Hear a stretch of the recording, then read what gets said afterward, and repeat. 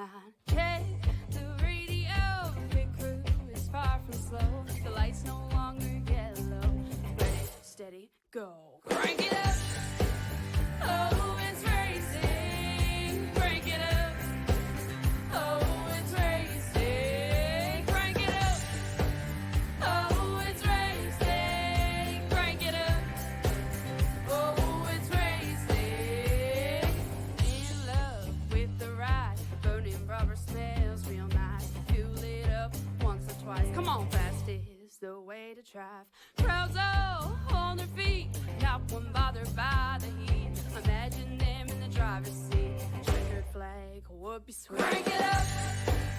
Oh, it's racing. Crank it up.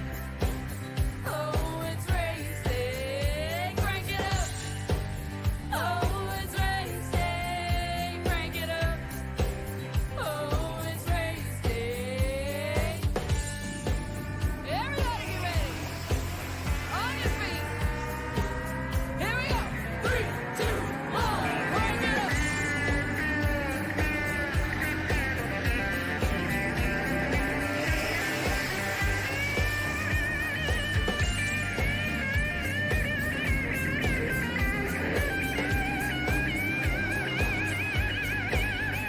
Crank it up. Oh, it's race day. Crank it up. Oh, it's race day. And hello again, everyone, and welcome back here to PTM Race TV live from Atlanta, Georgia's Atlanta Motor Speedway. This is the newly fresh repaid version, and the field set in motion for what could be a wild night of action and racing here on PTM Race TV. Welcome to the show, ladies and gentlemen. I am the host, the Crusader, Christian Schreier, joining you guys here with you guys tonight as we are getting ready for the action here on the level playing field of Atlanta. Our field of drivers right now currently getting squared up and used to the overwhelming consistency of draft and power they're going to have to bring to the table here in this extremely tough and rough road behind. As we now listen to some of the drivers right now from the showcase today, ladies and gentlemen, filing number 84, it'll be Len McNeese joining us here on the call first in the Western Auto Crew machine. Len, good to see you back on out here, sir. And another Super Speedway track had to face up, this one much shorter in length.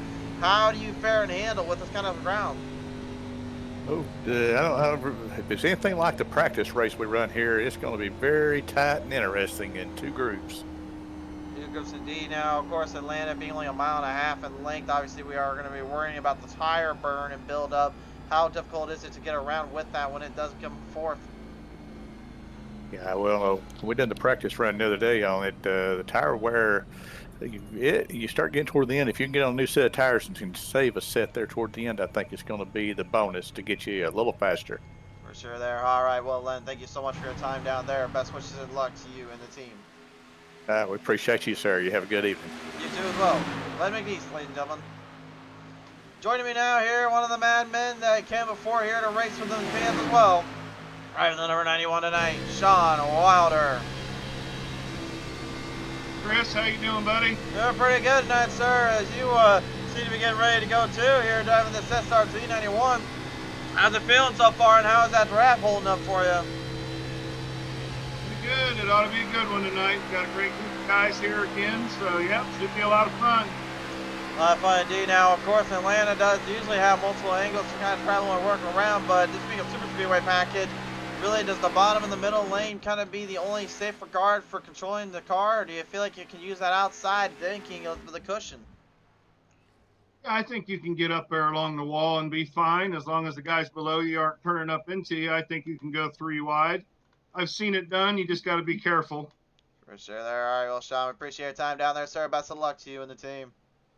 Yes, sir. Have fun on the broadcast tonight, Chris. Thank you, sir. Sean Wilder, ladies and gentlemen, on the line here. He gets ready to get out of here tonight. We'll now be joined here by Tim Williams here, piloting the number 45 today. Tim, there's a lot on the line here, of course, this being only the second race of the season, but nevertheless here, the 45 has been in a bit of a lenient stage here. What do you do to change that today here in Atlanta? Well, how you doing, Chris? Doing pretty good there, sir. Good. Now, you know what? I'm going to have fun. I'm going to try and do my best, and that's about all I can do. About all you can do really to bring home today as well. I guess then I'll kind of ask you this. I mean, where do you feel like you kind of want to throw yourself into the field here? Do you want to try to go towards the front early, or do you think maybe just kind of lay low and just have at it fun with the back of the pack? I'm gonna have some fun at the back of the pack and make sure the car's feeling good, and then hopefully move my way forward and get in the top 10 at least. Anyway, All right. Well, Tim, appreciate your time down there. Best of luck to you and the team. thank you very much, Chris. Have a good one. You too. Tim Wade, ladies and gentlemen, he's out to have fun tonight. Let's see if he does, but also an earned driver is out to have a little bit of fun tonight, returning to the show. And the number 73 MSTV, that is Junior Johnson here. And Johnson, talk about having to really come off from the craziness of Daytona now to even a crazier situation here. What is going through your mind right now as you're ready to fire it out here at Atlanta Superspeedway? Nerves, for sure. A lot of good races in here. A lot of good races here indeed, and now that I just realized this too, this is a hometown place for you and a hometown landscape. Did the nerves kind of add on because of that, because this is your home track? Oh, absolutely. Absolutely. All right. Well, nevertheless, Junior, we do appreciate your time down today here. Best of luck to you and the team down on the track. Thank you. Junior Johnson, ladies and gentlemen, on the line there. We'll now talk with a guy that knows a thing or two about running the absolute toughest of drivers out here to their limits. Ladies and gentlemen, number 21 returns to the show, the quick lane. It is Robert Kahn. Hey, what's going on, man?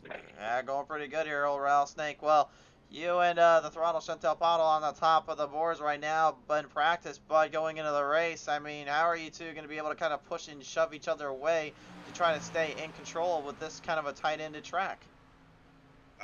It's hard to say at a place like this. I mean, usually we like to do a strategy where we stay in the back, but here with it being so tight, and if there's a wreck, the track gets completely clogged. It's kind of hard to say, but it's gonna be a typical plate race, just being at the right place, the right time. Right place, right time here. With every opening you can get here too, where is, in your opinion, the best place to make moves and make some charges from? I think if it gets in single file, it's going to be on the bottom, but you're going to have a really big advantage on the long run in the middle to high line when tires wear out, because you're not going to be able to straighten the steering wheel coming out of the turn down low. But just have to see how the race pace goes. But I kind of think the outside is going to be where it's at if you're running pack racing. All right, well, Con, you got your hands full with you and the throttle. We'll see if you two will have anything for the drivers tonight. Best of luck out here. Hey, thanks, man. Appreciate it. Absolutely. Robert Kahn coming back onto the show, and not in a bit of nick of time here. Good to see him back out here. Another driver, it's good to see you back out here. And the one that we didn't really get a chance to talk with last week, the 00 Gordon Larson Jr. He's back, ladies and gentlemen, the Valvoline 00. Gordon, we want to first say apologies up front for last week for not giving you the race interview that you frankly deserved for the win. We called it as the winner, but everything else completely got derailed on that one. But nevertheless, we just want to ask you real quick, what would you like to get that first win finally out of Daytona, and how do you kind of take that over here to Atlanta? Well, Atlanta's a totally different animal, so it's a kind of a regroup, new track, you know. But no, I rewatched the broadcast. I appreciate y'all up there in the booth. I did notice y'all have, you know, we do run a team, me and Eric. It is hardline racing. Hardline racing indeed, and you and Eric, of course, right behind one another here and in front. How important is it for you two to kind of work together in this kind of regard, this kind of capacity here for this one?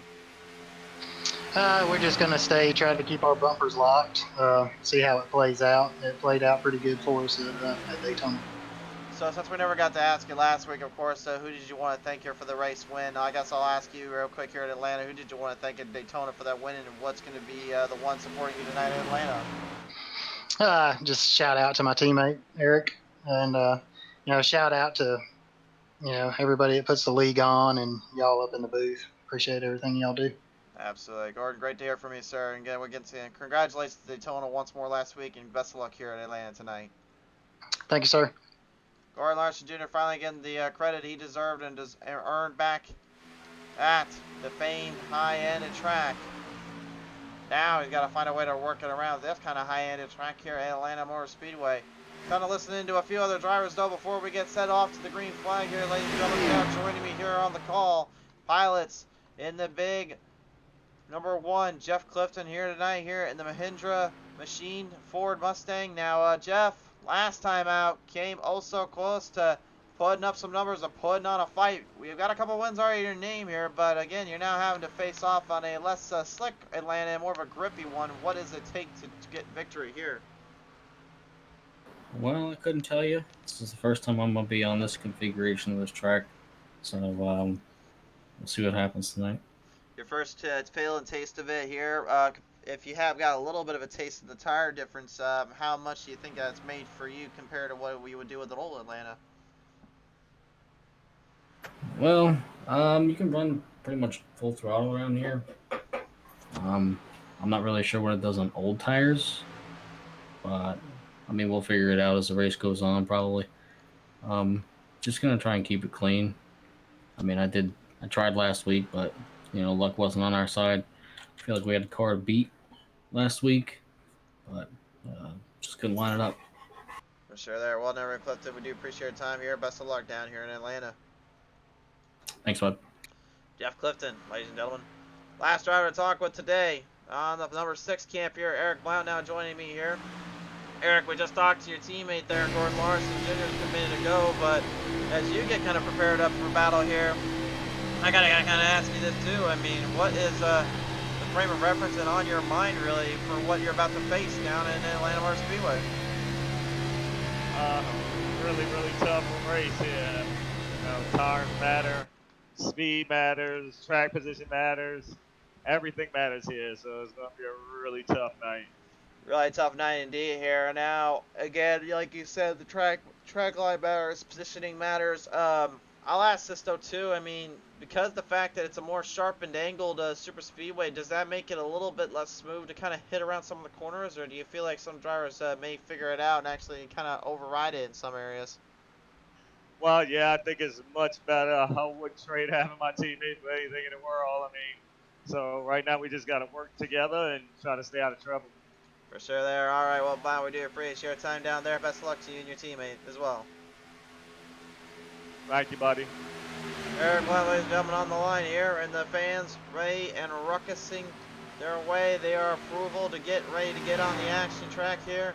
Fastest in practice, the throttle. Chantel Potter looking to try to take that home as well in terms of the long haul. But here at Atlanta Super Speedway, here is how it'll go.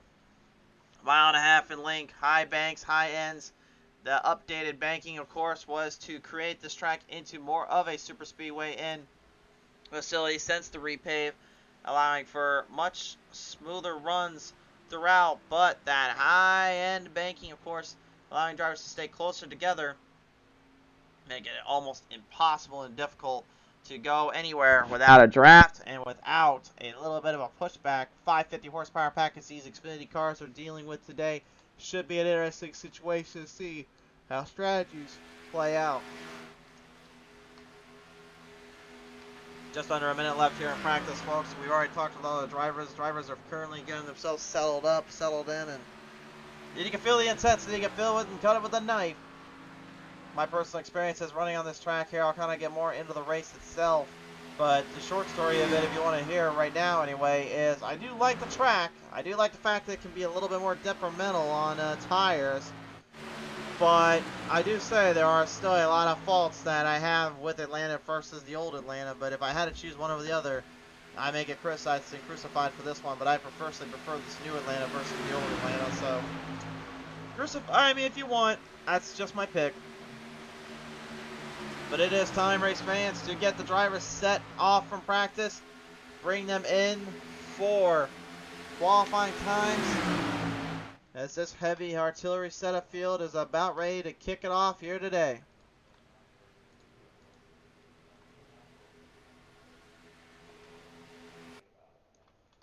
So with that now, the field of drivers now preparing for action here, preparing for what is about to come. Everybody getting loaded up into their seats and into their cars. Here they come now. They are coming right out on the track. We'll first focus in, it looks like, on the number 1 Mahindra tractors of Jeff Clifton.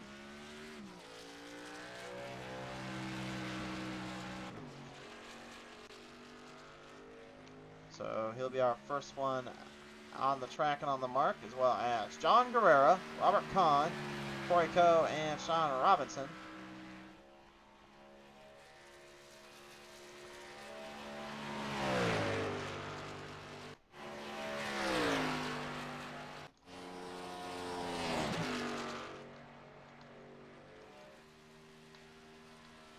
Well, we're going to rock and roll them here, race fans. Time has come. Let's get down to it. Let's initiate the countdown meter. We got 10 minutes on the clock for qualifying.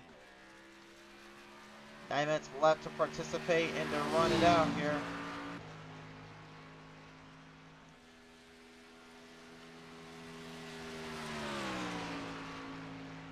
First time's about to be set here on the track. Great speeds coming off from the bottom lane. And that's where all the power is going to be for most of these drivers.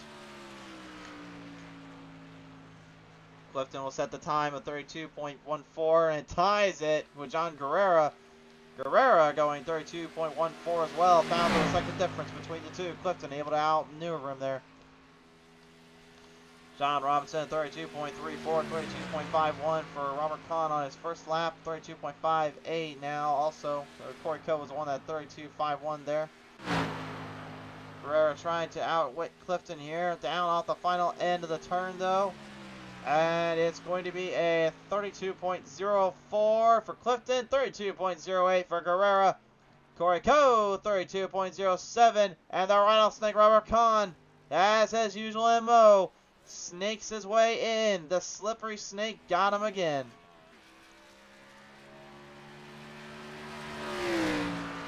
Rest of the field coming right out on the track here. Blake Trawick now laying down his lap here. His first lap time going to be interesting to see. First lap sets at a 32.12, and Sean Wilder out able to maneuver the rattlesnake by thousandths of a second there. We have a new qualifier here.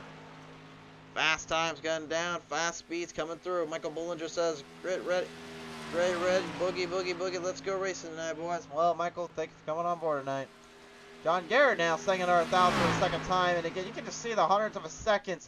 It's only 32 flats on all three of them, but the thousandth of a seconds made the difference.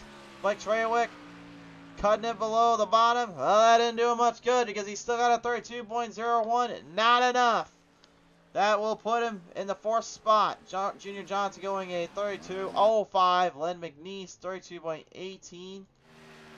32.18 will not do the job here, nor will it give him enough speed. So it looks like everybody is allowed to go to that bottom lane as well. Trying to straight sharpshoot these turns and sharpshoot the corners, it looks like. Trawick probably all but convinced that he couldn't believe he qualified where he had done.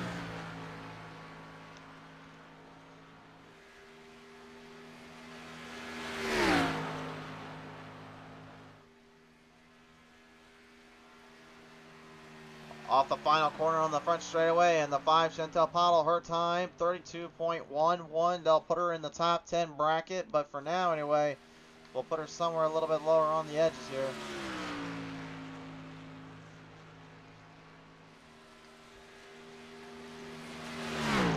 Just over 5 minutes remaining right now. Trawick looking for a few more laps, probably looking at his tire wear, wanting to see how much burn he can get off them and what he can study from the track. History has shown before not to do that. There is a wall there at Trawick, just a heads up, bud. But history has shown before that if you can find a right line, find a little tempo and a pace, you can really make something out of it here. So the only ones that have not qualified yet: Eric Blount, Gordon Larson Jr., Michael E. Campbell, Ray Radford, Douglas R. Johnson, Cody D. Giles, Michael Pratt, Brian Rainville, and Tim Williams is currently the only ones that have not qualified yet. But we do not know if maybe they will decide to choose otherwise here. Brian Rainville looks like that will be his case. So the 60 Napa Auto Parts scheme going to come out on the track. Very interesting. Well, right. Well, maybe not.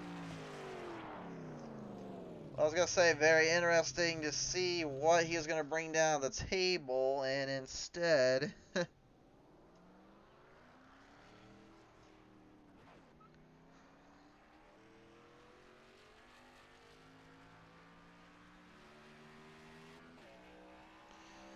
That wasn't exactly a good start there, Rainville. Looks like he's going to try it again. There you go. He got it off of pit road at least, and off pit lane. He's not going to set his time and set his mark here. We'll see how well he does and how he fares compared to the rest. Takes the top side early. He's going to build up RPMs, try to build some run. You can just see how sharp those corners are too here in Atlanta. Absolutely tough to tame, tough to deal with and cooperate with. Rainville staying to the top side, more towards the middle. Centers off, trying to run it through. That old war and tour, tear it up surface really making for such an interesting little dynamic and dilemma, but now it has changed the name of the game. Off of turn number 4 here, now cornering down. Rainville, one more go. Decent little lap there. He'll go 32.22, puts him at the bottom of the pack. But again, that lap wasn't meant to be a top seller. It was supposed to be meant as a car to actually get a little bit closer to the highest speed, the highest power they can get. Let's see how it does. You can see he's tightening the line up. He's tightening the bottom and tightening the huge run up. He's looking to try to corner it beautifully here off turn number 4. Will he go below the apron? No, he won't. So his corner lap is going to finish it out to be a 32.02. Brian Rainville, my. Top 5 for him. He knocks down Clifton, Johnson, Coe, and Guerrera. Austin Baker also going into the 10th spot. So he starts 10th in the 10. Oh, how about that? A very interesting qualifying session here. You can just see the chaos and craziness. And staying on your guys' end, he got a 31.99 for John Garrett. I'm seeing a 32 flat on my end, but we'll go with that. If that is the case, of 31.99, then you look at the times. You got 3 drivers with a 31.99 flat, which would have been Garrett, Wilder, Kahn. And then literally just off by a hundredths of a second, literally 100th for Treywick, 200 for Rainville, 400 for Clifton, 500 for Johnson, 700 for Coe, 800 for Guerrera, and then a full 10th off for Baker. There is no room for error.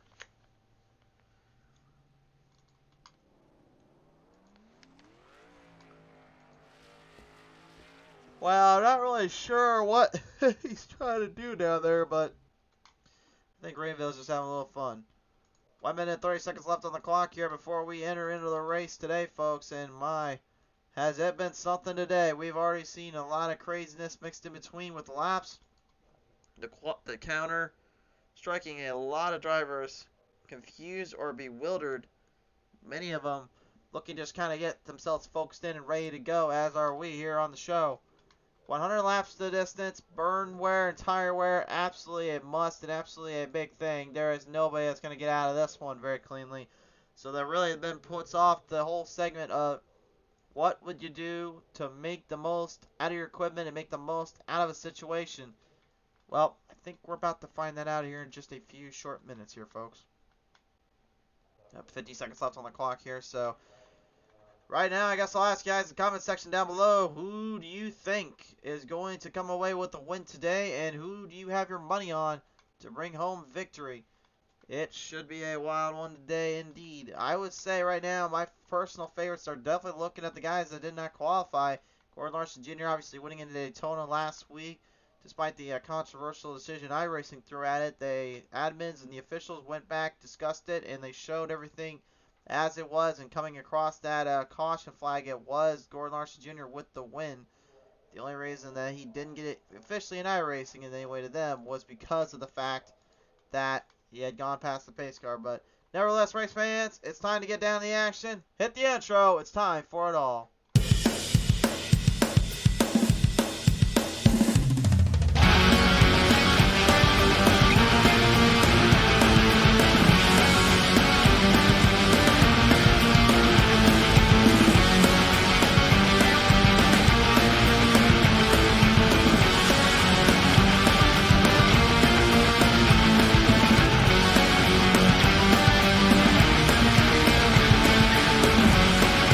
time for the Pit Stall Racing Series.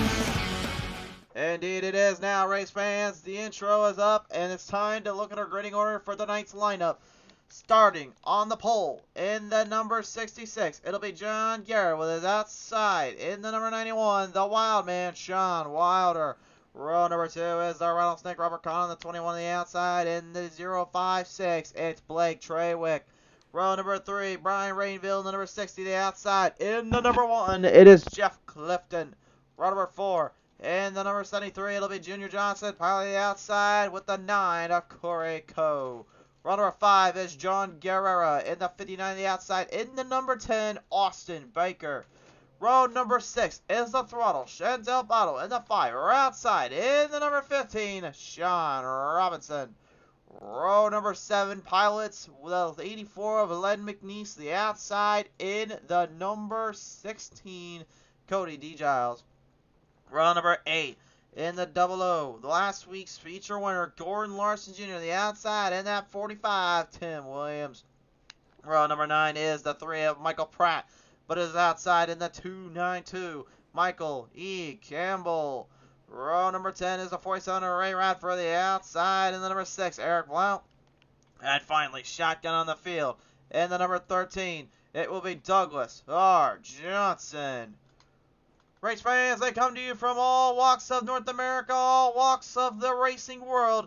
The landscape is set, and the time is now here on PT Race TV. We are now firing the engines up and about to let these drivers rip it off here at Atlanta Motor Speedway. Super Speedway action in a miniature form. This could get interesting. Brian Rayville says, evening PTM. Brian, great to hear from you, sir. He's saying us one little message before he heads down on the track there, so always love to hear from our drivers and love to hear from the fans out there. It always makes the difference here.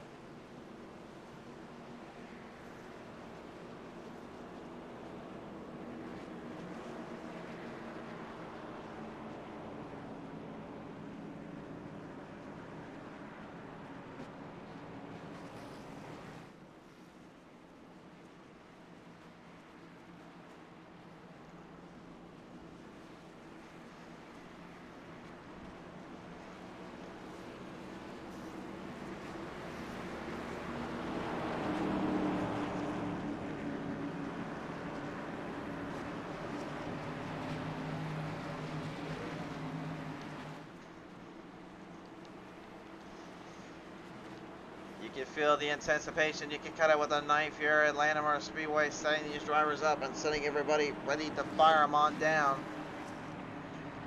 Pressure will be on.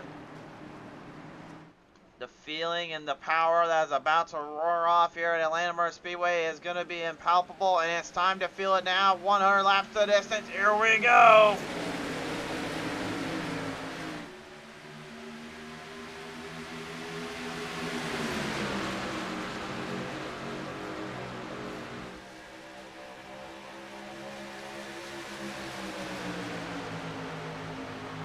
Reeling them back on the back straightaway right out of the gate here. It'll be Garrett, Wilder, Kahn, Traywick, and Rainville, top 5 so far.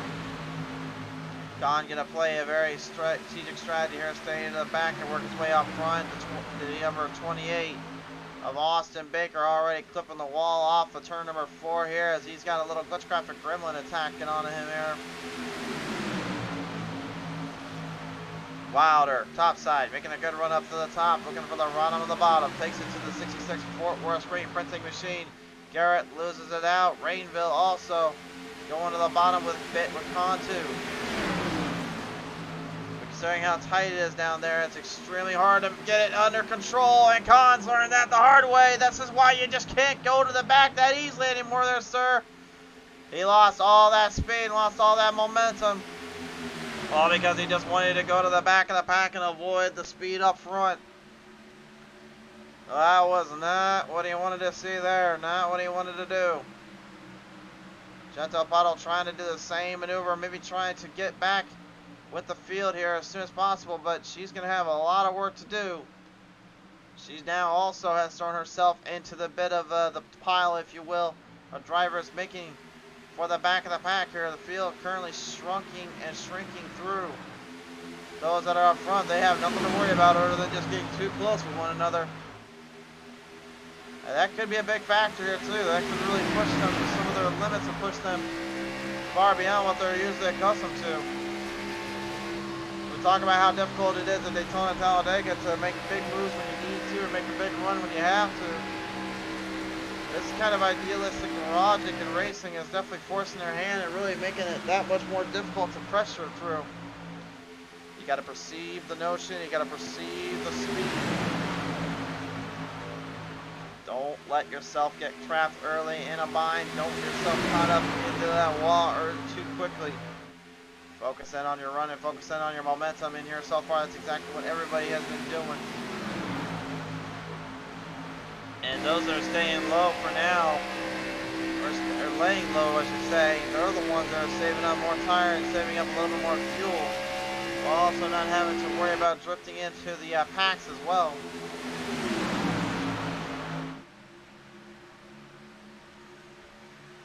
So close yet so far to broke here. Everybody just completely in disbelief, and at the same time also probably just trying to catch their breath whenever they can off any turn or any corner, so that way they don't end up overcorrecting or oversteering themselves into oblivion.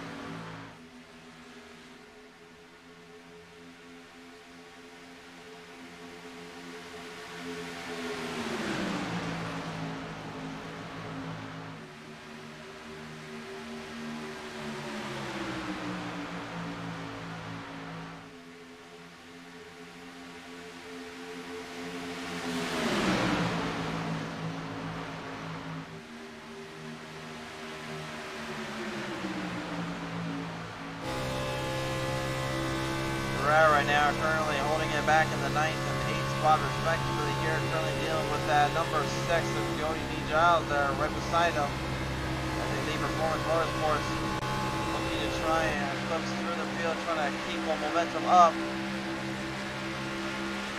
The problem is, again, is that once you get too far back in the field, you get a little bit less comfortable. It becomes so much more difficult to really make any proper maneuvering or proper steering ends.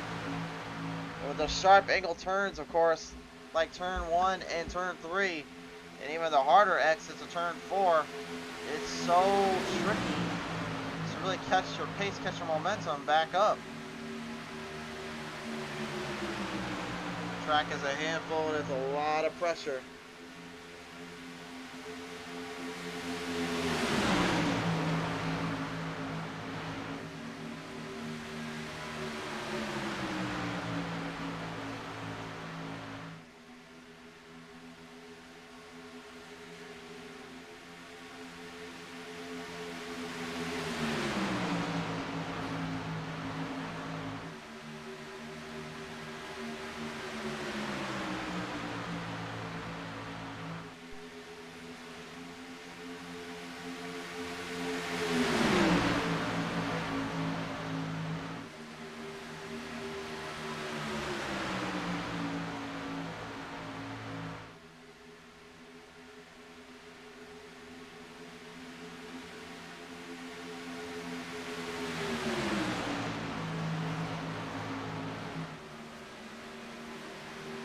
Caution coming out though, right out of the gate here. We're 11 laps in. There's problems down on the track here. Got a couple drivers scattering it away and trying to get out of that mess. Junior Johnson, the one that looks to be the recipient of the issue here. We'll visit the PTM Race TV Instant Replay and find out exactly what went wrong here, but it looks like he might have found out the hard way what happens when you mix plate track racing with, you know, a mile and a half. Cody D. Giles just catching the slightest bit there and got racked in the back. Spun it right in, the MSTV trying to save it, but it had nowhere to go. Clips in more on the wall and in the rear. Definitely some serious headaches there. He's going to have to figure out how to endure in the paces here. Not exactly what he wanted to see how happen.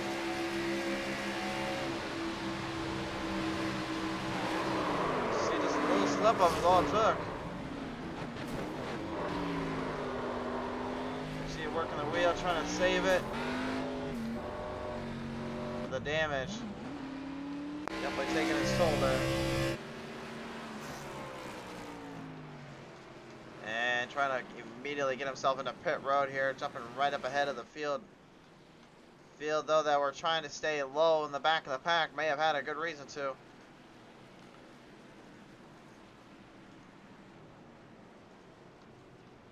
Pit stops a many, pit stops a plenty.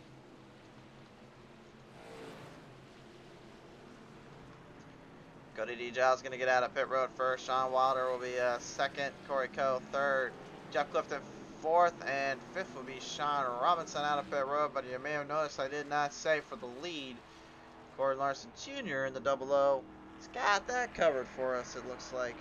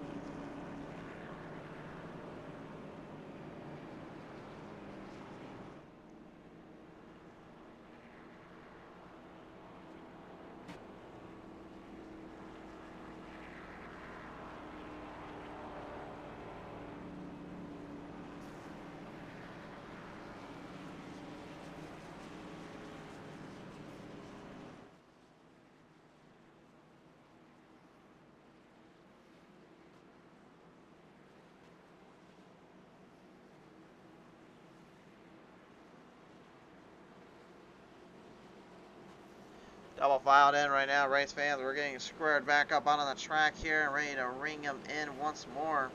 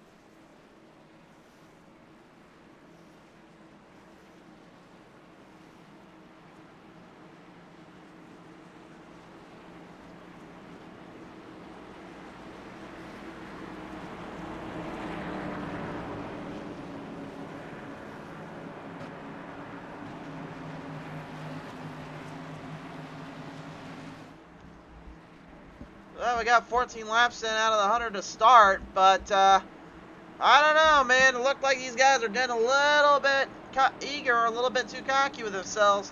They can't let this car think for 1 second that it's going to be an easy ride. Once you start tearing that tire up, well, let's just say you better hope you found a way to save up enough for later. You're going to need all the help you can get. Green flag back on out. Restart them up, boys.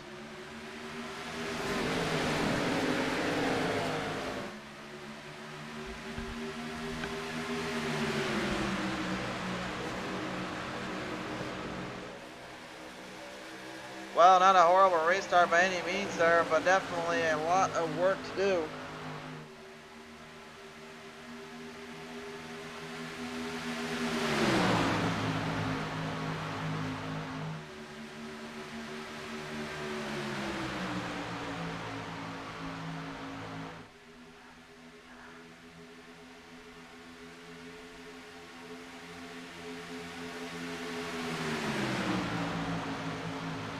Moving their way through the chains, down through the corner brackets, in position. The double O, Gordon Larson Jr. right now trying to hang in there a little bit while the number 9 of Corey Coe stays right in contention. John Guerrera in the 59 already looking for a little bit of speed up on the top half into the banking end. Corey probably not too thrilled about that little idea, but again, really not much you can do, and you can see how these wobbly his cars get too, man. The problem is when you're driving a car this kind of heavy, this kind of out of shape and out of control, this thing's well topping way over 180 miles per hour, nearly hitting the 190s in some cases. You've got a car that will get it bent out of shape, get a little bit out of control. Coming off the damage suffered there in the MSGB number 73, Junior Johnson. Alright, trying to fire back quickly at guys like Len McNeese and Chantal Thwadapaddle. McNeese, the AC Delco, Eastern Auto Group trying to stay out of trouble. Camaro versus Camaros here. As right now, everybody is looking for some ground and some traction.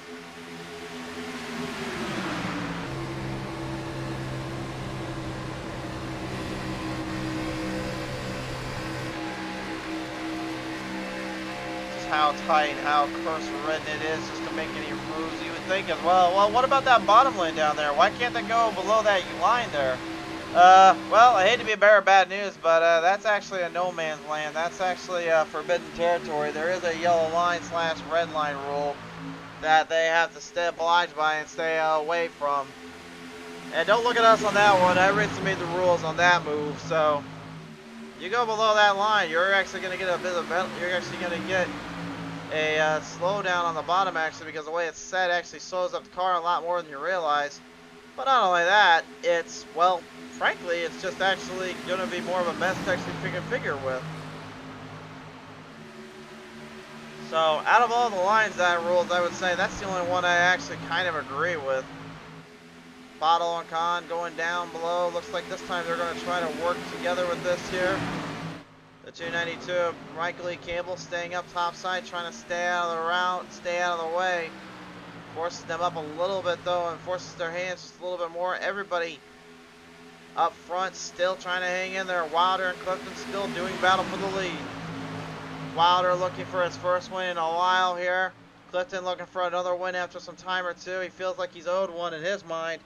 This whole field of drivers though, the other thing they are definitely owed is a whole lot of racing and a whole lot of battling. There is nowhere to go and there's nowhere to hide in terms of what you're up against and what you're dealing with.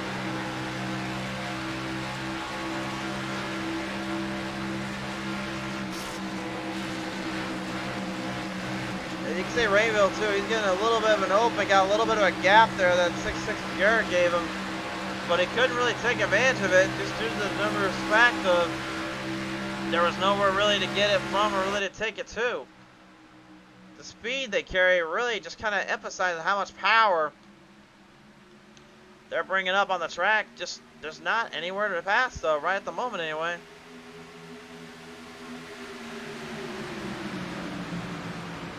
There is one thing I will say I very much dislike about Atlanta is the fact because it is a tighter end track and it's also more of a rugged little sharp angle turn track. It does kind of force drivers' hands a little bit and when and where to push. You say it's a good thing because it forces them to have to make crucial decisions and good moves, but I don't know. To me, it can be a little bit overbearing, could be a little bit too much sometimes, in my opinion. I do miss when old Atlanta would used to do, which is just force these guys to have to figure out how to actually run the track and run the race line. I will say that was a good thing, but I don't know. I mean, it's kind of hard to really explain. I mean, I'll let you guys be the deciding judges on that, but I personally think the old Atlanta had one ace up its sleeve, which is the fact you could separate it out, made for a lot more harder racing.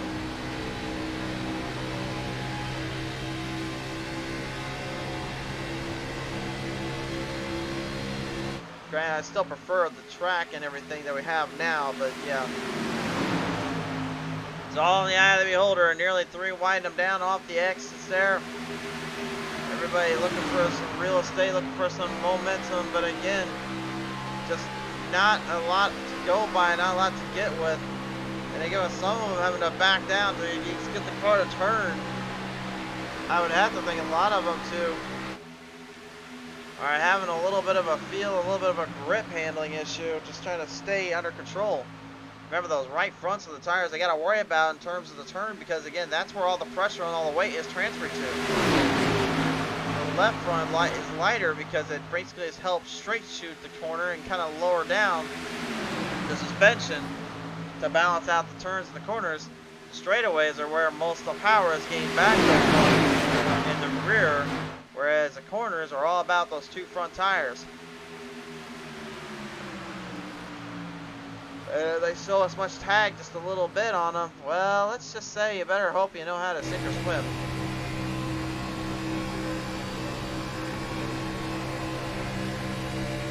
I'm more camera here with John Garrett here as we've been kind of the John T. Garrett Twitch channel, a little camera there, I guess you could say.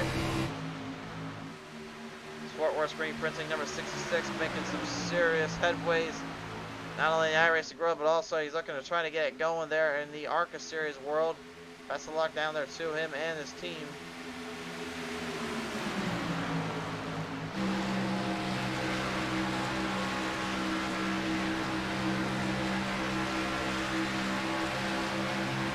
Battling double O here, going down below as John Guerrera corners off top side.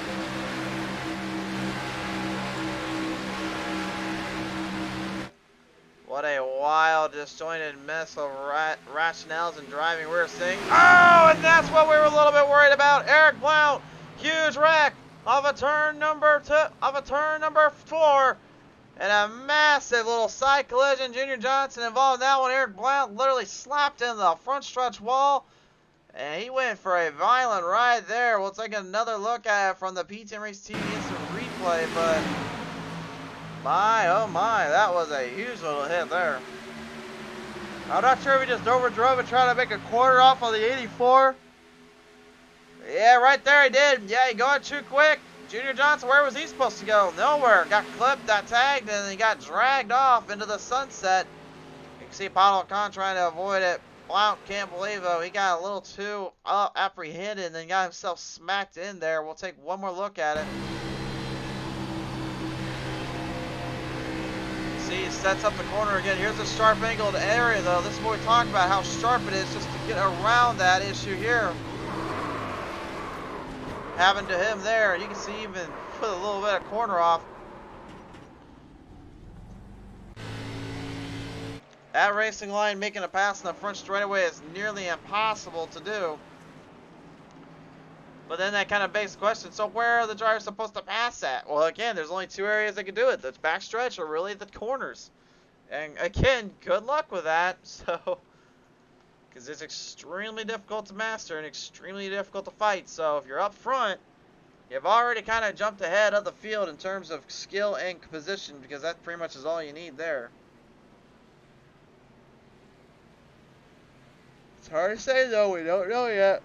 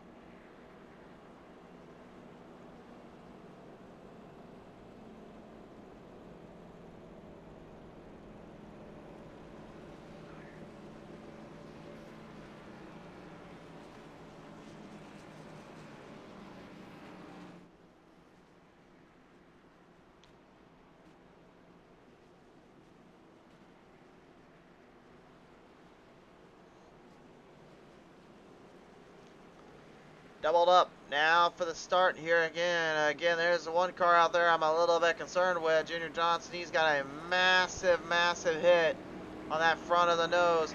That's not looking good at all. Honestly, I'm a bit nervous for him here. He's going to get trapped up with a lot of drivers trying to pass him and a lot of guys trying to get around him.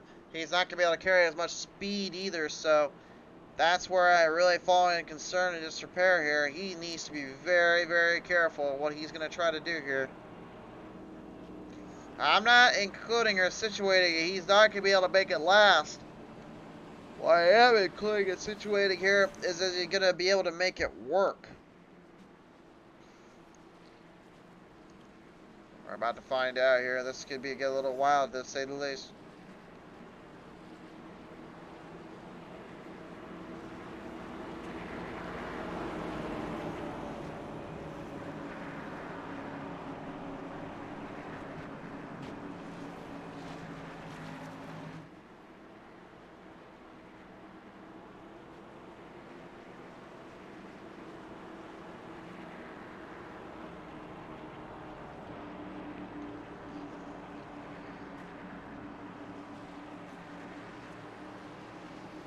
Feel the pressure, feel the power coming down off the line. Now set to the green flag restart zone. Here we go again.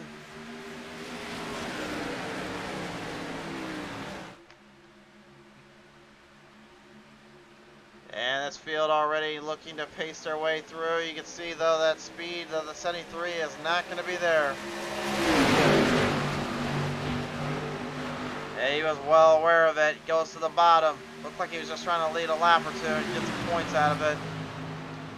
Or maybe he was trying to actually see if it would work. I didn't think it would work in my opinion, knowing how a car works on these kind of tracks. They damage these cars, and it's going to be a lot of a troubleshoot from there. Guerrero slightly loose from turn number 4 there. Looked like the rear end kicked out just a bit on him. Was able to recover nicely. But that definitely gave him a lot more trouble than he probably was expecting. Now having to figure out how to maneuver through the field. Jumping down a position. Easy down there, Rainville. He almost caught that Ford Performance 15. That's Sean Robinson. The Kingsford 15 almost went for a wild little ride there. Managed to stay out of trouble as we're 35 out of 100 laps in.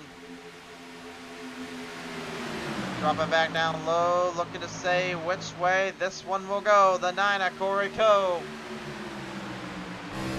Making some headways here.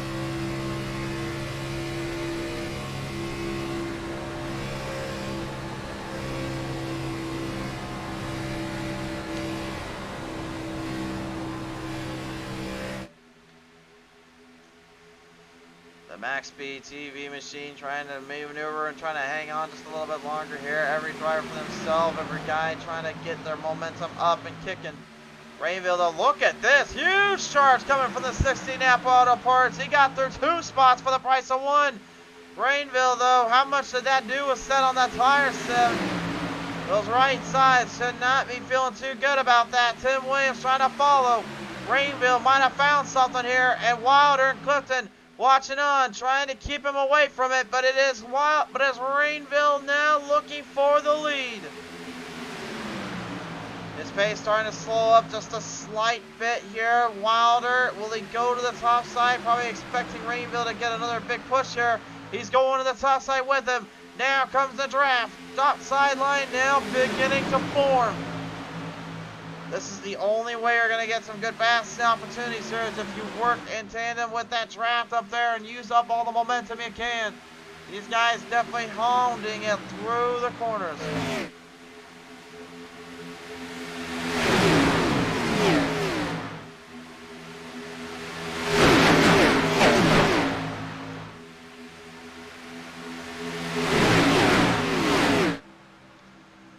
Big run coming up top side yet again. Down below the bottom though, you can see everybody else using it to their advantage. They're able to sharpen the corners out a bit better than the outside, but again the outside has the advantage of using the bottom to hold them down, to let them have the straights for all they need. One big push, one good run, that's all they're needing there. You can see Rainville though, those tires are not having it here.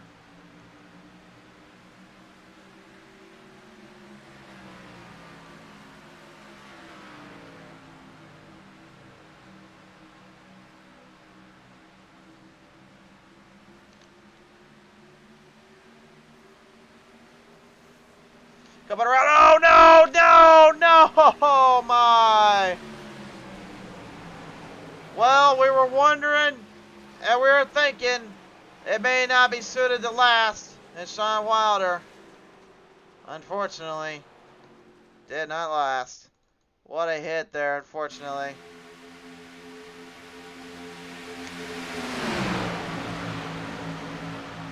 Looked like he just got clipped up here.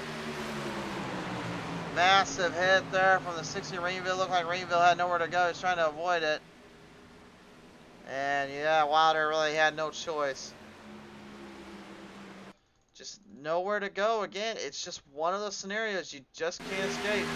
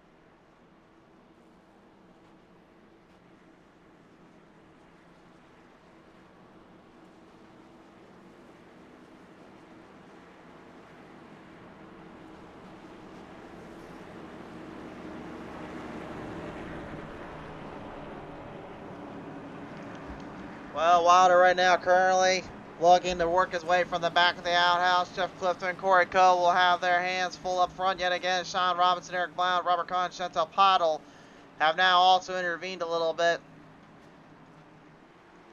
Brian Rainville currently going to have to work around some fields and work around some of the pack here as we're bringing it back to the green flag race start zone.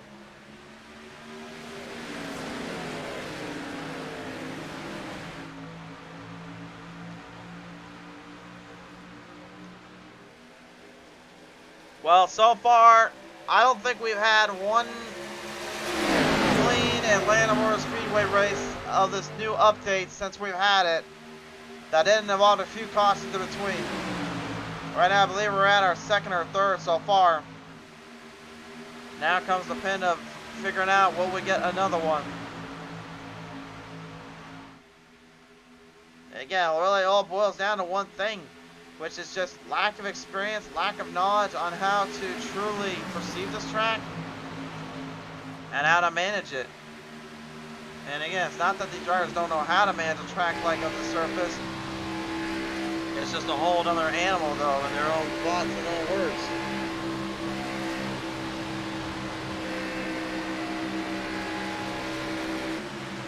Eric Blount, the Valvoline number 6 right now, currently staying up into the binders, into the fight. Corey Coe, Jeff Clifton, they're all looking in deeply as well. Blount looks like he might be trying to find an opening up there. If he does, it's a big spot. Clifton, I'm not really sure what he's trying to do exactly. I know he's trying to hold his line, but he's also kind of sending Corey Coe up there a little bit more. I mean, he's getting right up there with him. I should say Corey Coe was the one that was getting all over the place. He's blocking the line of Eric Blount, kind of forcing everybody else's hand here. That's what I meant to say. Clifton looked like he was trying to hold his line, but it's still at the same time was getting trapped in there by Coe. So apologies for confusing Clifton and Coe there.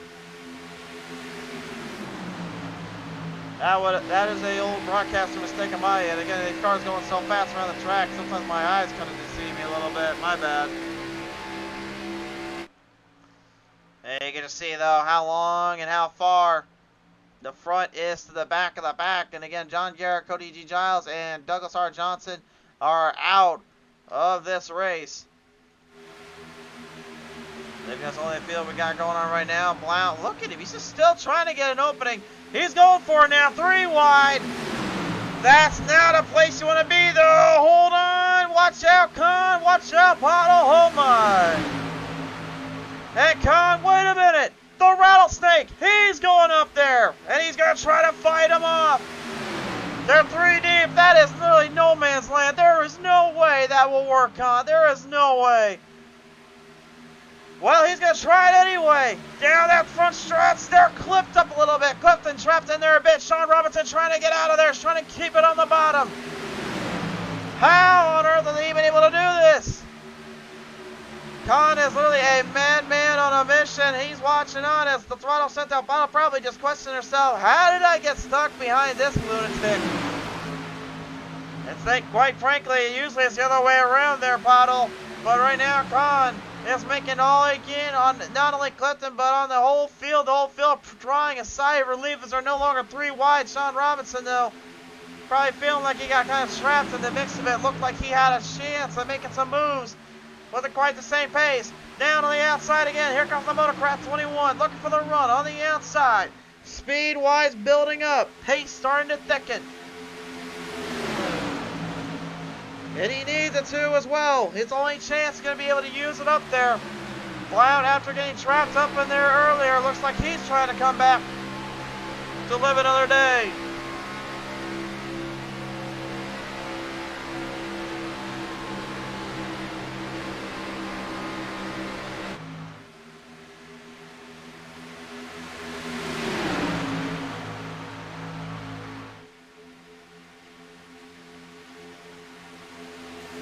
We are halfway done with this race fans, and my, has it been something out here.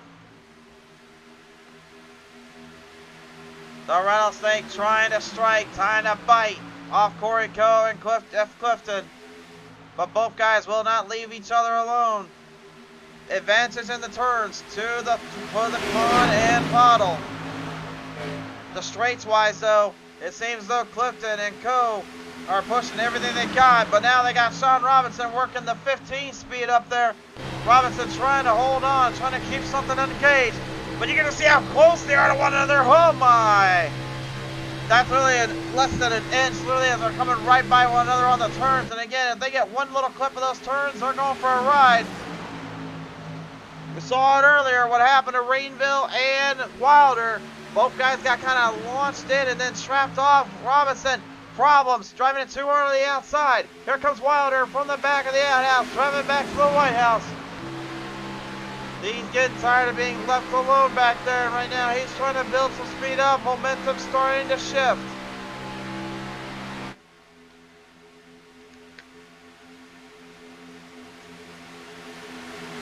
Best lap times right now, currently, if you can get it into the 36s or 35s, you're calling it a day, but the 35s, right, for pit lane times anyway, I should say, best pit stops on that. If you're getting into the speeds of the 30s though, you have found a way to achieve greatness. 30.53, I believe right now is the fastest time I'm looking at. No, 30.48. Michael A. Campbell has got that one dead set on a time limit right now.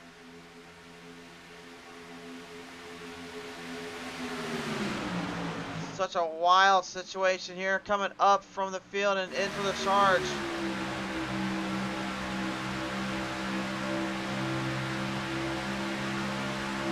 Corey desperately trying to get something going on the bottom. Khan trying to steer his way in. The throttle shut down. Bottle doing much the same. Bottle, Khan, they are dead neck and neck. Side by side off the corners. Bottle trying to get the Rattlesnake just a little bit more speed to make the corner and make the pass. Co, though, he is defending off every angle, every spot he can. Clifton earlier had to deal with it. Now he's having to be forced into it. Corey Coe desperately wants this win, but wait a minute. Caution is out on the track. We got problems down there. Blake Trawick has taken a massive little nudge and a bump there through turn number 1, and that will throw out our third caution of the day. Now to visit the PT Race TV instant replay, and we'll see what exactly transpired here. Looks like it's going to happen up front with Sean Robinson there. Oh, yeah, watch out. Oh, man. Oh, no. Poor Trawick, man. What a huge hit. Oh, my. Yeah, you can see he was trying to avoid any more contact with Robinson. Robinson is down and out, though. The car is no longer going to be able to compete. Led by Lane Laps here is a PT Race TV instant replay yet again. You can just see Robinson, as soon as he clips that wall, he had nowhere to go. I mean, where was he supposed to go? The roof flaps doing what they need to do to keep the car from going airborne, but I'm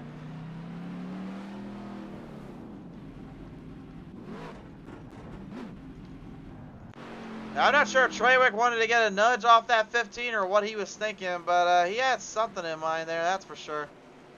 Race fans, when we come back, we're on our third caution of the day. Gordon Larson Jr. going to try to play strategy out here again. Will it work this time again? Find out when we return. Tonight's race, ladies and gentlemen, here at Atlanta Motor Speedway has been presented in part by our friends at Fort Worth Screen Printing. When you need to get the best logos and designed up onto a t-shirt or into a product of your kind, then Fort Worth Screen Printing has got you covered. Visit them up at www.fortworthscreenprinting.com for more information. Also, a big thank you to John T. Garrett Twitch channel for all the support and help throughout the Pit Stall Racing Series.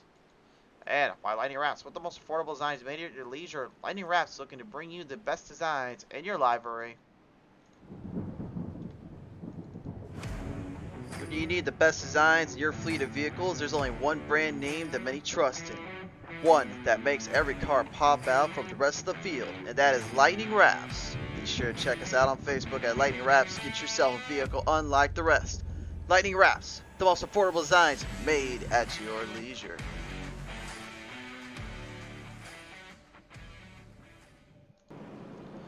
And welcome back here, race fans. Here currently off our third caution of the day.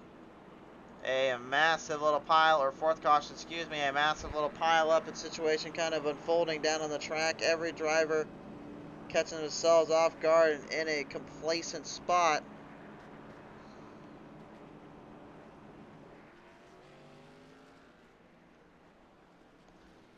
Field is going to have their hands full, though, as we're about to reel them back in for yet another green flag race start. Just crazy to believe how much insanity and crazy times it has been here on the PTM Race TVN.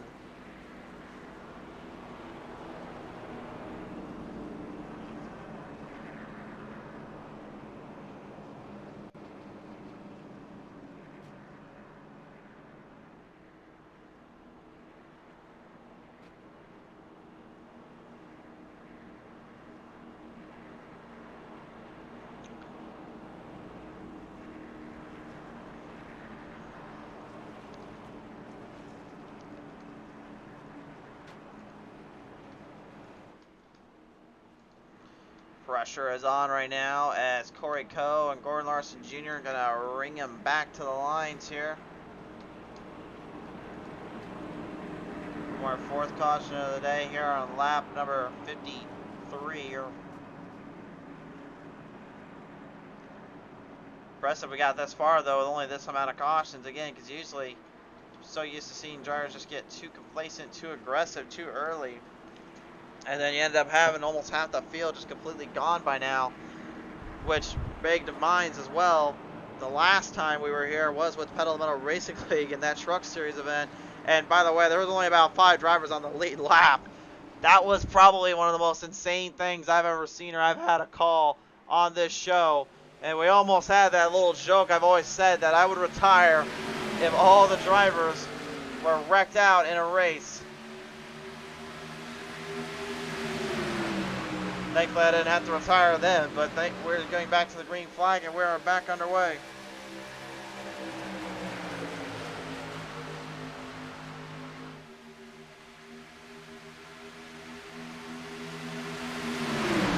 Whoa, Corey, man, look at that left rear. He was digging in deep, but he also about digged into that 121 or Con. Con can't be too thrilled about that little move there.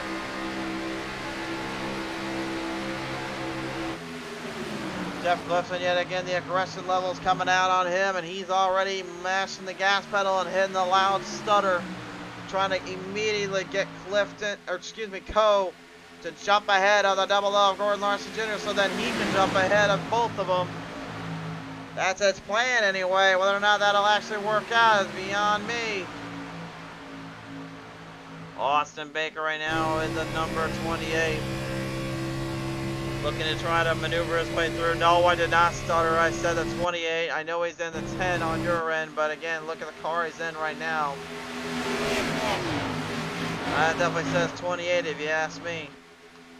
Again, it's just due to the fact that he's got a custom number on that, and he's running the sim numbers, unfortunately, just don't match up the way they're supposed to. For clarification out there, race fans. Tim Williams once more off turn number 4. He had troubles there earlier when it came to staying out of that wall protection and keeping it online. No troubles there for the moment anyway. Line starting to fade even more, and just how close and how much pressure can one face and one go through.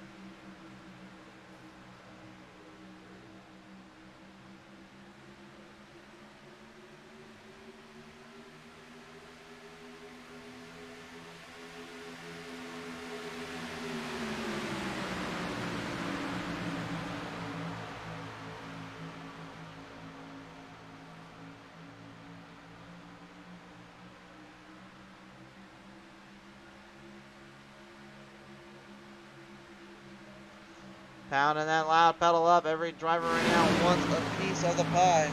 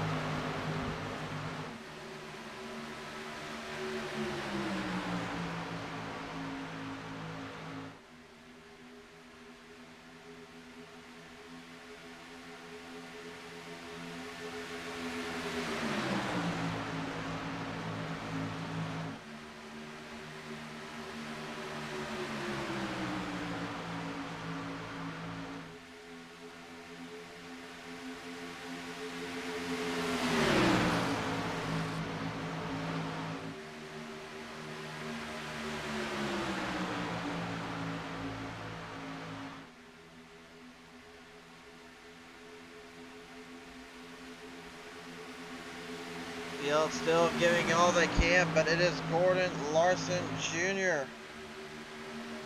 who has managed the field.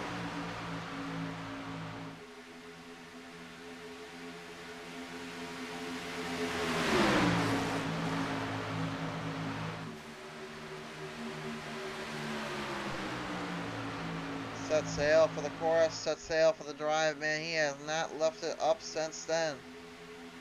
Pressure has been on many times for him, but he has not given anything up to these fields and these drivers. The 9 of Corey Coe trying to hold on. Clifton looking on from the gateway as well. On that outside, you can just see though, once more, he's just not getting as much run or as much push. And a lot of that is really hinging on that drafting area, that drafting spot that he needs to work with.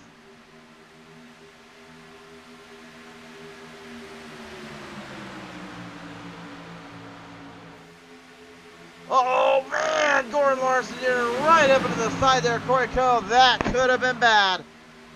Larson literally took a side bump and a side rattle of the chains. He didn't just rattle some chains, he just literally broke some chains off there.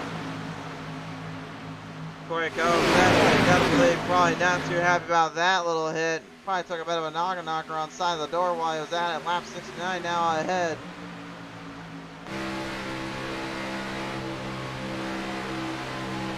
And that bottom lane now looking to really increase its run and increase its momentum. Khan pushing Corey Coe extremely hard here, but now Khan looks like he's had enough waiting around. Here he goes.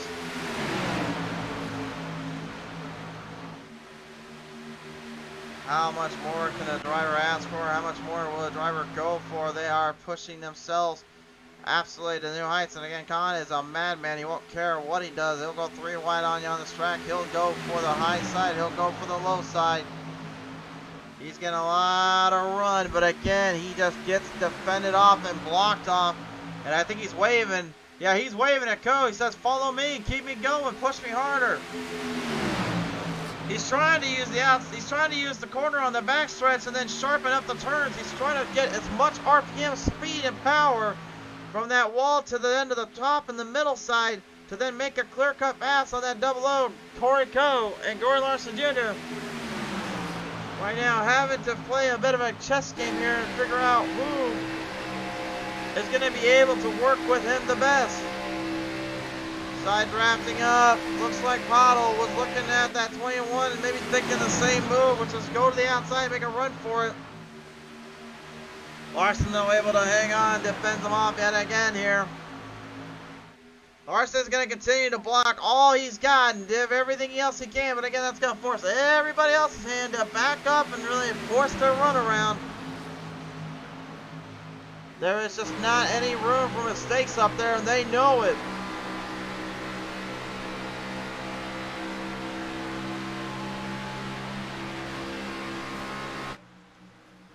Oh, Tim Williams right into the wall protection of 45. Jammed it up in there. Couldn't quite get himself out of there. And in the field's going to pit road. Gordon Larson Jr., Eric Blau, and Sean Wilder going in. Blau nearly missed his pit road's entrance. Khan's getting the lead away, but Coe is right on his tail. Pottle now pushing the 21. They're both looking for the speed. Looking for the power off the draft. They're going to have to push their line in. But again, now they have to have another challenge up ahead of them, which is when do they get into pit road? When will they make their move there? That's not a place you want to be trapped in, not a place you want to be stuck anywhere near. Rainville, oh my, hold on there, old pal. These guys are absolutely nuts. This is why they call it the Superspeedway Series, though, folks.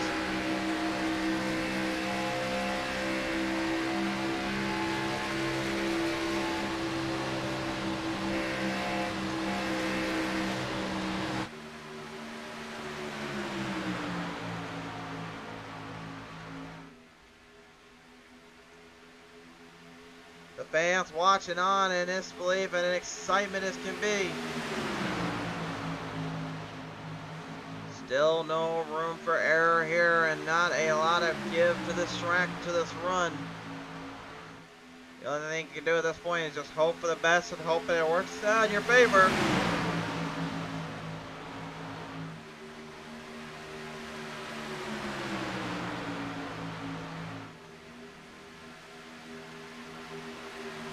"25 laps left to go now. Con, Pottle. Oh, and Clifton. Oh, and Pottle into the wall. And Michael Campbell's going to catch her barely off the turn. Can she get that draft back there? She needs it. She's going to need all the help she can get. Con's going to be left all alone on the outside. A huge hit for the 5, and now the all drivers currently having to strategize the pits here, now knowing what they're going to be up against. Massive collision with that wall protection there. Really, there's nothing you can do about it. There's only just so much the driver can take and handle. That car was only able to go so much and so long. And once it got out of that draft and got itself trapped in a mix-up, Pottle had no room for error and ended up finding herself trapped in a very nasty hit.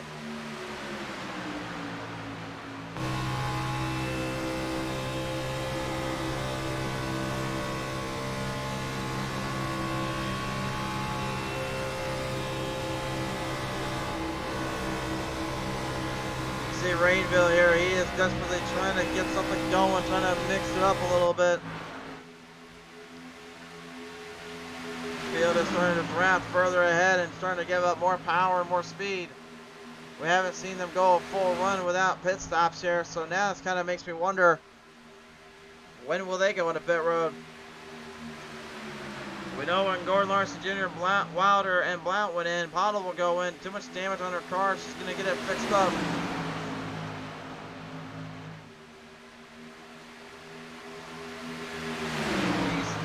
Man, he is just so on the ragged edge right now. He's just trying to get that side draft to work, but that's not giving him anything. Michael Pratt, the number 3, not a name we were expecting to see up there so quickly and so fast. But again, you can't count out the Pratt camp. Pratt's been known to make a few headways here. Rainville has been also doing the same thing, and John Guerrera, talk about having to kind of sneak behind the field, kind of sneak around a little bit. He's been very, very interesting tonight, to say the least.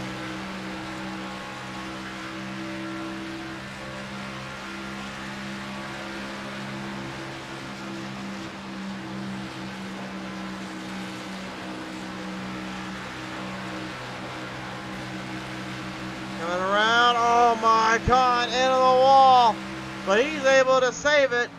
Unlike earlier on where we saw 2 drivers get into that wall, they had no room for error and all the room for mistake.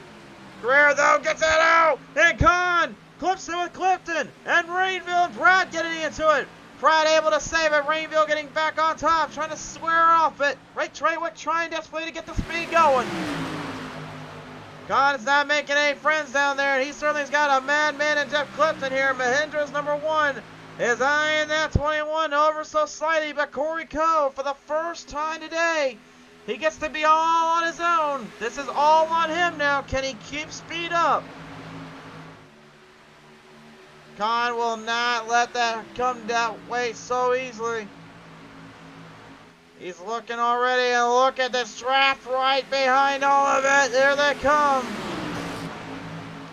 It's a mad dash to take down the 9, but Corey, he's going to pit road. His pit stop now being used. He's going to try to fuel and trying to get everything squared up on the track before it's too little too late. This is going to be a very big risk and a big move here. The rest of the field, dead shot never way in. They're looking for a little bit of an opening, looking for a bit of a chance, a shot in the dark, anything to help them out.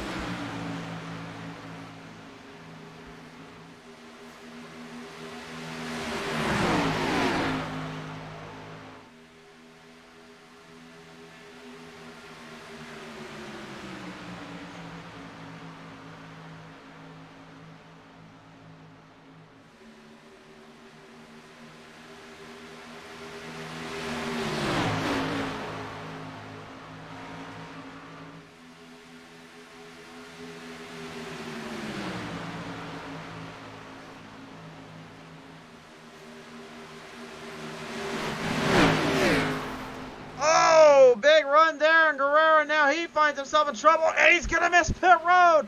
The 59, he's spinning it, and he's losing it. Rainville loses it. Kahn, somehow, some way, avoiding trouble again. Unfortunately, though, for everybody else, game can't quite be said. Jeff Clifton, your new leader once more. Everybody right now is having all sorts of problems getting in and out of pit road, it seems. It's hard to say who will be able to master this one out.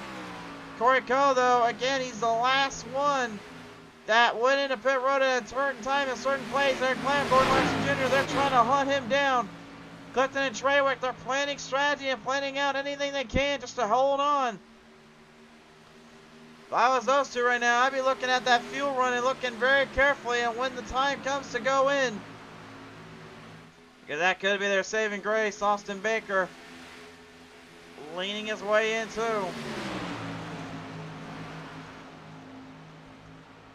What a chaotic race, to say the least. Pit stops just absolutely being troublesome just to get down to and keep in pressure zones.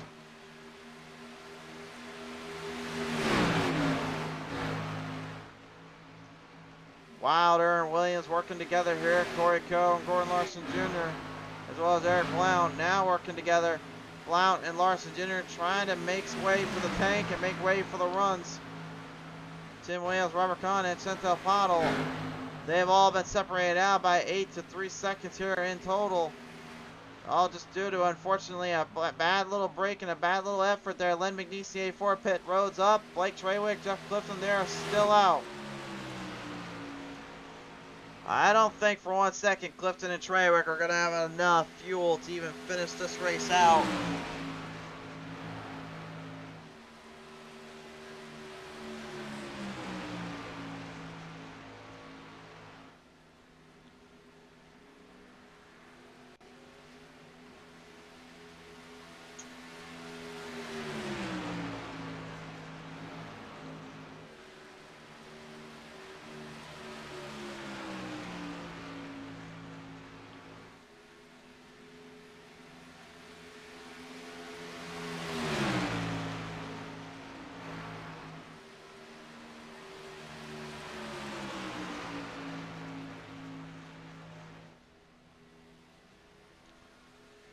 Well, they may make a monkey out of me. I don't know. They may have something. I don't know.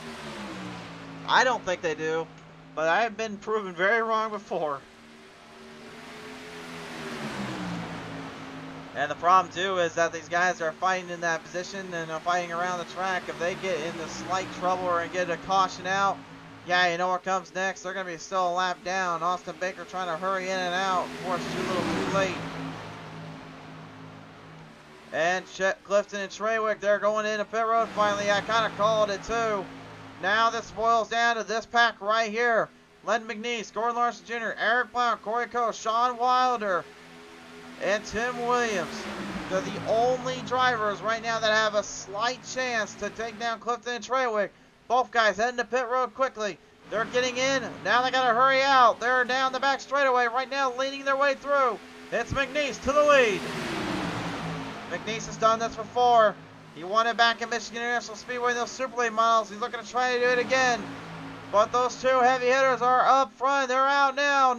We've got 10 laps to go. Clifton and Treywick desperately trying to get the speed going up. It's anybody's guess who's going to get it up to the front here. Clifton and Treywick, they've got the speed. They've got the power. Now can they hold on? McNeese and the whole field coming for them. They've got a lot of ground to catch up, though. 2.5+ seconds more still to remain. And Gordon Larson Jr. getting trapped in there. McNeese losing a little bit of power from the back of his end. Clifton and Treywick, they're using it up now. Junior Johnson, will he join him and help him out in their cause for the win? Those two are going for it. Treywick last race, last week, thought he was going to become the top spot. Wait a minute. It looks like Junior's going to play his own little card. And the MSTV 73's last traffic, and he just passed up Clifton and Treywick. Well, if you want to talk about some controversy, I guess you could say the lap cars are always good for that. Or are they? Wait a minute, maybe Junior Johnson was getting ahead so those two can jump right with him. I take it back. Well, now that actually is really working in their favor. Field right now trying to hurry down, trying to hurry through. They're running out of time. Sean Wilder desperately trying to go through. Wait a minute, what happened to McNeese down there? Len McNeese has wrecked it on the back straightaway, race fans. The 84 West Toronto is out of this race and out of contention. Are you serious? And are you kidding me right now? What on earth? Oh my goodness. Trying to lead him down. One last chance, one last opportunity. They're not going to get him though the way they've been racing. Wilder is hoping for some help. He's not going to get much of it though. We're coming up with 6 laps to go.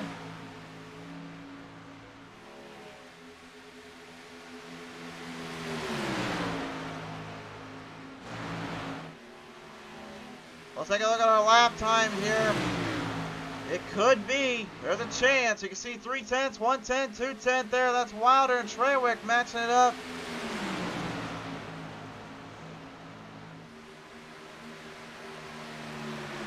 Man, you can feel the pressure. You can feel everything coming with it. Len McNeese, oh, he gets right in front of the leaders there. Gets out of the way, though. Junior getting out of that way. Junior Johnson trying to stay out of this mess, trying to stay out of those own problem situations these guys are putting themselves in. Because if a caution comes out, they'll have a chance to stay on the lead lap here. They'll have the lucky dog or he'll have the lead lap depending on how Clifton and Treywick work around. 5 laps now, goes 4 to go. This is an impressive final run here, and again, I think a lot of it boils down to the fact that you got 2 completely different strategies, 2 completely different ideals being put to use. Look at this though, Wilder, he's lined up. The rest of the field, not so much. But Wilder is there. If he can just catch the grip of Junior, he might have a slight chance. We're going to go 3 laps to go. So hoping for any break, hoping for any help he can get. He's not getting much of it though. Gaining hundredths of a second. Needs to get a couple more tenths. I say if he gets 2 more tenths and he gets Junior Johnson's line, he's got him. And Junior may be looking in on that. He might be hearing it very well. Goes to the outside. Gonna try to stay out of these leaders' way. 2 laps now remain here at Atlanta. There is the gap in position and precision here for these drivers. 2 packs going at it. One trying to get to the other pack. The other currently trying just to hustle back into this pack.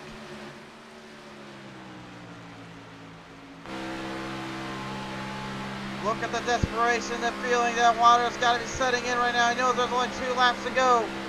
He's hoping and he's praying. But I don't know if the racing lords will look down on him for this. Here we go. White flag coming out. That gap is closing in quickly.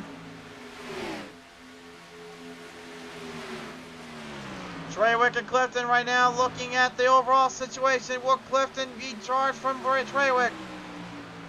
Treywick wasting no time. To the outside. They're going to wreck to the back straightaway. Huge wreck ensuing there off the turn number 2. Williams and co. wrecking it out with Larson Jr. They'll come to the line dead even off the start though. To the front straightaway. It's going to be a drag race to the line. But it's Jeff Clifton winning at Atlanta.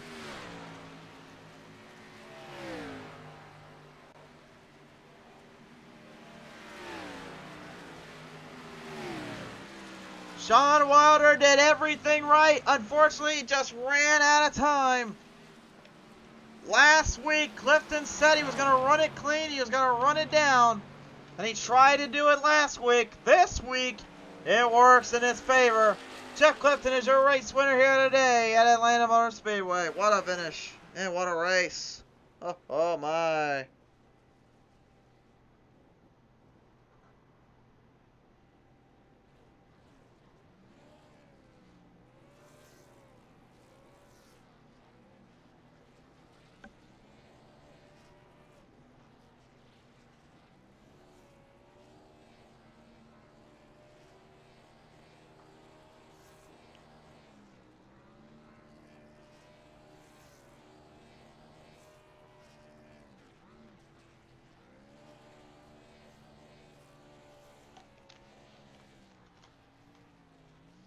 I'd say he's probably a happy camper down there. Here's your race results popping up, presented by Forward Screen Printing. Jeff Clifton gonna get this one off his back. Blake Traywick goes second. Sean Wilder, hats off to him for a final fight. But no dice this one. Eric Blount goes fourth. Corey Coe taking home fifth. Gordon Lawrence Jr. goes sixth. Chantel Bottle seventh. Eighth to Robert Kahn. Ninth Tim Williams. And Michael Lee Campbell 10th to round out the top 10. Oh my goodness, race fans. This was a wild race, to put it nicely. And it's really all due in part by the fact that this was pretty much one of the more harder tracks to make a pass and make a run on. And I think we're about to listen to these top three and get some serious thoughts from them. First up on the list, the Wild Man himself, Sean Wilder, nearly eclipsing that huge gap in between. Wilder, man, I know you were looking deep in that corner and you were looking deep in these turns for any kind of draft and help. Came up just a little bit short. What went down there, sir? Yeah, copy that. That worked out pretty good. I took 4 tires on that last stop, and it timed out just right where Tim came out behind me. And we literally made up 20 seconds on them guys. If I'd have had 2 more laps, Jeffrey would have been toast. But, hey, it is what it is. It was an awesome race. Typical for the pit stall, man. Some good racing. Good racing indeed, and a lot of openings and a lot of craziness mixed in between. Maybe for you and this team, just the near notion, the near fact of that you were able to get that far back and then that far forward. Had you had a couple more laps, do you think maybe the lead would have been in your sights? Yeah, because I knew them guys weren't on tires. They were talking about it. We were reeling them in. Now, like I said, if I'd have had 2 more laps, I'd have went by them. But congratulations to Jeff. That kind of stunk in the beginning there with that little bit of lag there, but is what it is when you're racing online. But hey, man, like I said, this track just creates good racing. It's hard to pass. Your tires wear out, slipping and sliding. Just a fun place to race. For sure there. Well, nevertheless, here, Wilder, any final thoughts for the fans and drivers out there before we go? Yeah, hey, I just want to thank you, Chris, for broadcasting. I want to thank everybody that tunes in and watches us. I want to thank, obviously, the pit stall guys. It's an awesome group of racers, and we just appreciate racing with everybody and really enjoy it. For sure there, Sean, man. Congratulations, popping it home for a 3rd place today. Thank you, buddy. Sean Wilder, the Wild Man himself. He'll bring it home to 3rd. Blake Traywick, he is not confirmed in the booth yet. We're waiting his command and his call, but I don't know if we're going to get him in tonight. We'll see. They're going to be put on hold for a minute because we're about to chat up with the man that brings it to victory lane. He said he was going to run it clean to the end. Well, he did. Jeff Clifton gets one off his back this time around. Clifton, you win it here today in Atlanta. Congratulations on that. And like you said, sir, you were going to do what you did at Daytona last week. This time it works out perfectly in your favor. Yeah, I think we got lucky tonight with cautions, and I think they're probably on that last green flag run. Everybody got on different pit strategies, and I took right sides, I think on like lap 31 or 32, and it felt okay. It was really loose, but the car, I mean, I could handle it, and the different pit strategies, me and Blake, we were the last ones to pit. I think I only took a splash. That's all I needed, and they gave us enough space to just cruise towards the end. I was waiting for Blake to put it on the inside. At the end there, my right sides, they were almost gone. So I think we lucked out tonight. For sure there. Now, I'll ask you as well, I mean, for all that it's worth and everything that kind of came with it, I mean, had you wanted this to go down any other way, or do you think maybe that you could have had just a little bit more run in time to really make a better use of this track here tonight, you think? You know, it was a good race.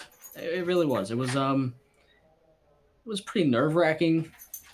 I hadn't ever raced here before like this, so I mean, like, it was pretty tight on the tri-oval there.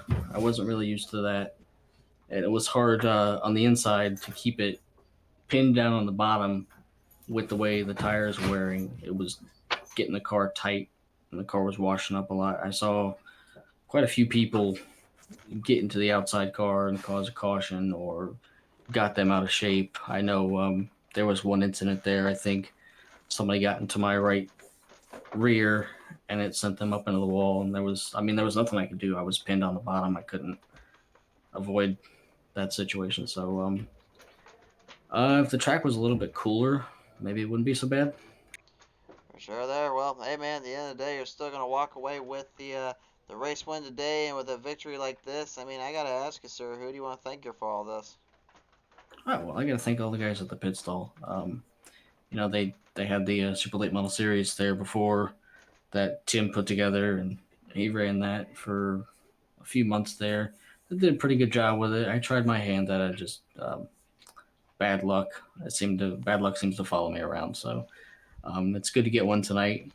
And then Sean and Dave, all the work that they put in for this series, which is going to, I think it's 4 races total. And then after this, we get the ARCA series that Tim's going to run again. So the work that they put into it, it's not a little bit. It takes a lot to run a league. So we appreciate those guys doing that. And then, we got to thank you guys at PTM for the broadcast. You guys do a pretty good job at it. I like to go back and watch the broadcast after the race is over with, and usually pick on myself when I watch it sometimes. And yeah, so thanks, guys. For sure there, Clifton, man. Congratulations. Appreciate coming on board here tonight here in Atlanta, sir. I appreciate it, bud. Jeff Clifton, ladies and gentlemen, gets a little bit of that bad luck to turn into a fortune for him. He gets the good luck to win it out here, and what a race it was, race fans. Long road to success, but it certainly was not without its merit. Big thank you to Fort Worth Screen Printing and Lightning Rash for their support as well. Race fans, we're calling it good here in Atlanta. We'll see you guys next time when the green flag flies on PTM Race TV.